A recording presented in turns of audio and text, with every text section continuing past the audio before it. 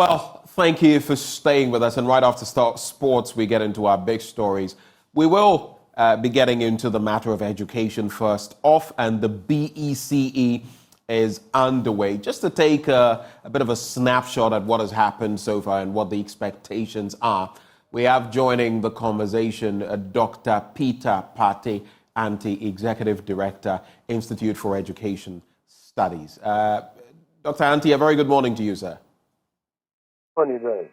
It's good to have you join the conversation. I hope you've been well. I'm doing very well. How are you, Peter? A little under the weather, but we're braving the storm.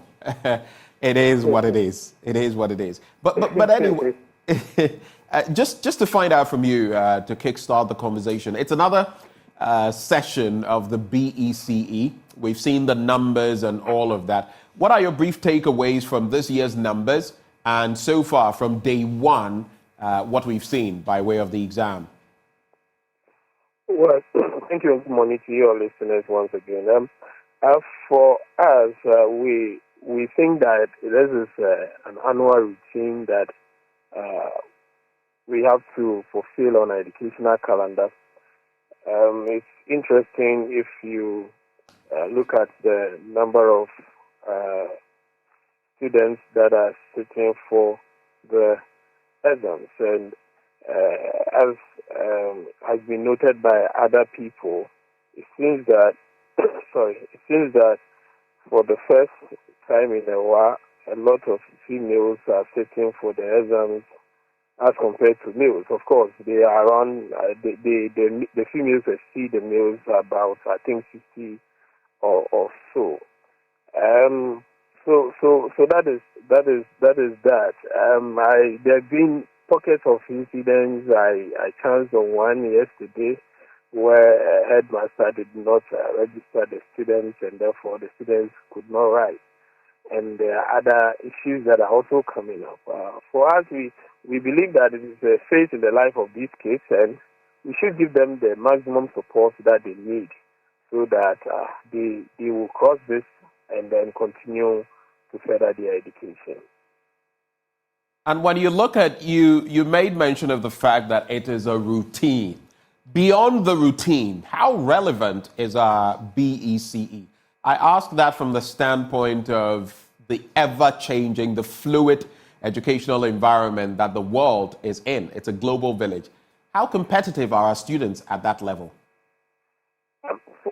You look at a BEC, the examination in itself, you will see that it has gone through certain levels of transition.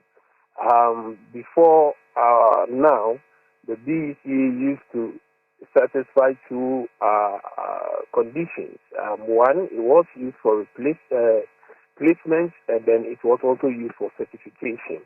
So you would realize that those days when we were writing the BEC and before us, as soon as we finish your BEC, we used to use the word "we school." We finished school. We finished school. People will be tearing their books, destroying their shirts and other things to signify that they have crossed a certain stage. Because at that time, the BEC certificate could land you some sort of employment, and that was what it was. And during that period, it was very competitive because people might not be able to continue their education after they have finished with the BEC. Now, in recent times, the BEC is not a final certificate. The exams is not for certification. The exams is solely for placement. And that is why people, if you listen to the conversation, people seem to confuse this with the viewpoint that the BEC has been scrapped. It has not been scrapped. It has just been let's say, redesigned to be used only for certification.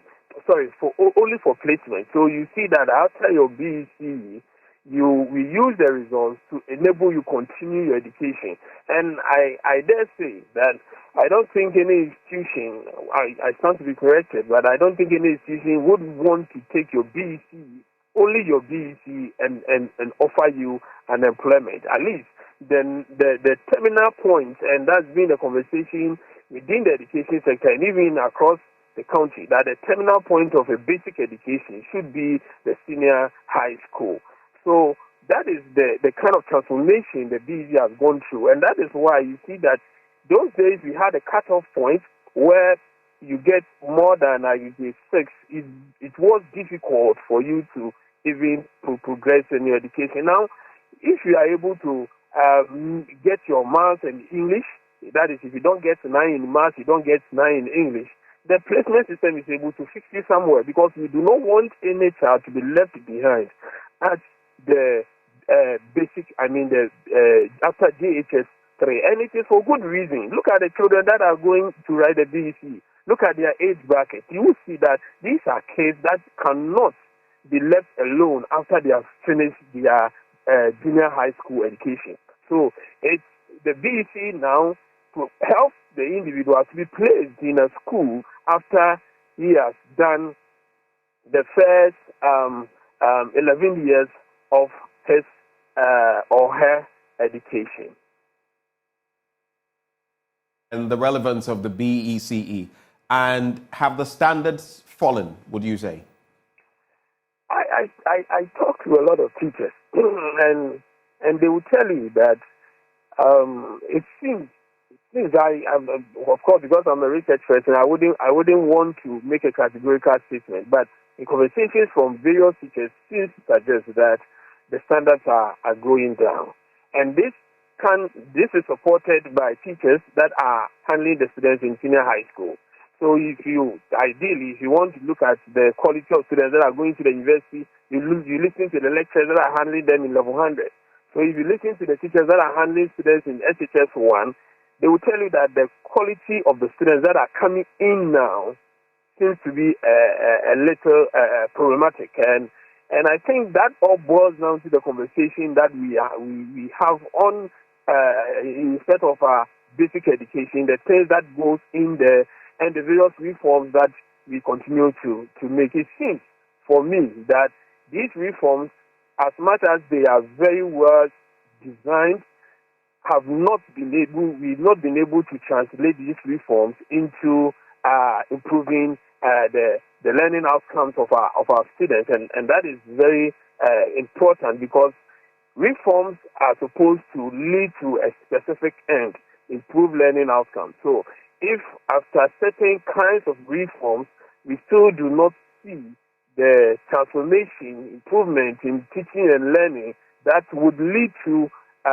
some show of improvement in academic achievement of students, then we need to sit back and see how effective these reforms are. So from the grapevine, you can say that performance of students comparatively seems to be going down. And of course, you also have to understand that now the pressure is so much on getting a good school and not getting a school.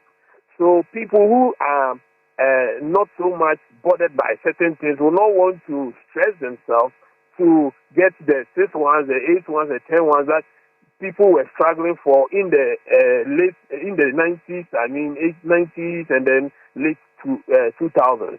Now the point is get something and then move on to the secondary school level. So it's all part of the dynamics that seems to influence the standard of performance that the students are exhibiting at this time. Okay. Now, looking at the numbers, just to cap off the conversation, we're looking at 602,457. That's an increment of 49,049 candidates this year. But two questions I want to leave you with, and hopefully we can cap off the conversation from there.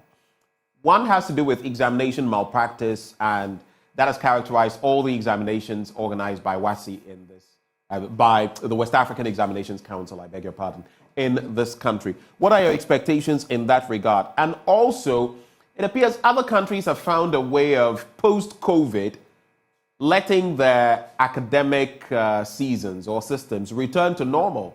We've not been able to do that. So even with the WASI, we have a Ghanaian version of the WASI now. We don't have the West African, so to speak, WASI like we had in previous years. What are your reactions to these two?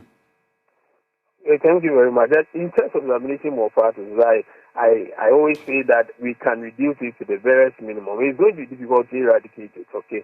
So I read some notices from other district education officers encouraging invigilators and supervisors to search students to the bone, you might say that. And it's a very complex issue, as we always say. And I think that all actors within the space should play their role. Parents, teachers, vigilators, school authorities, and everyone should play their role. If we are able to do this, if we decide to be an honest country that are training honest people, then we would be able to get over this. But because this is more of a societal challenge, parents want their wards to get the best school, so they need the ones to be able to be placed in the best school, so they will find ways and means to do that. Certain schools, especially the private schools, use the performance of their students in BC as a big marketing tool. So if we are not able to get 100%, where all our students had 11 ones or 10 ones or 8 ones, it becomes problematic. But if you're able to achieve that, then a lot of people will be bringing their awards to our school. It's a big marketing tool. So those authorities would want to find ways and means to do what? To get questions for their people, invigilators. I was just with certain invigilators of WASI last year, just this weekend, and I had information that they've not been paid. You go and invigilate for 1 year, those who invigilated the WASI 1 year, and you have not been paid. So what is the motivation for you to ensure strict adherence to the rule? If people are coming to influence you, won't you be a little bit weak in order to get whatever it is that you want? So all those factors keep on coming up, and I think that anybody that is supposed to play their role should play, so that we'll be able to minimize the extent of examination malpractice, especially when it comes to leakages of papers and other things, because that actually downgrades the quality of the certificates that our wards are going to obtain, and that will lead to their performance as they progress to other levels of the education. Coming back to the calendar, I'm also surprised, because I think that we went through various processes to ensure that we will be back to the original calendar by this time. And that is why we were doing the double track. We did a transition. Sometimes we shifted from semester to trimester and all those things. So I was thinking that by the end of this year, possibly, we should be able to revert to the original calendar that we have. If you see the academic arrangements in the various societies which I have knowledge about, you see that they are trying very hard to revert to the original calendar, and I think that we should, at the tertiary level, we should be able to do that within next year. That I'm sure it will be able to. It will happen. Dr. Antia, we're very grateful to you that you took time to join us for this conversation. And maybe when the BEC is done, we'll come back to you and find out what your assessment will be. But we're grateful for your time, sir. All right. Thank you very much. And I wish all students best of luck. Right. On their behalf, I say thank you. Dr.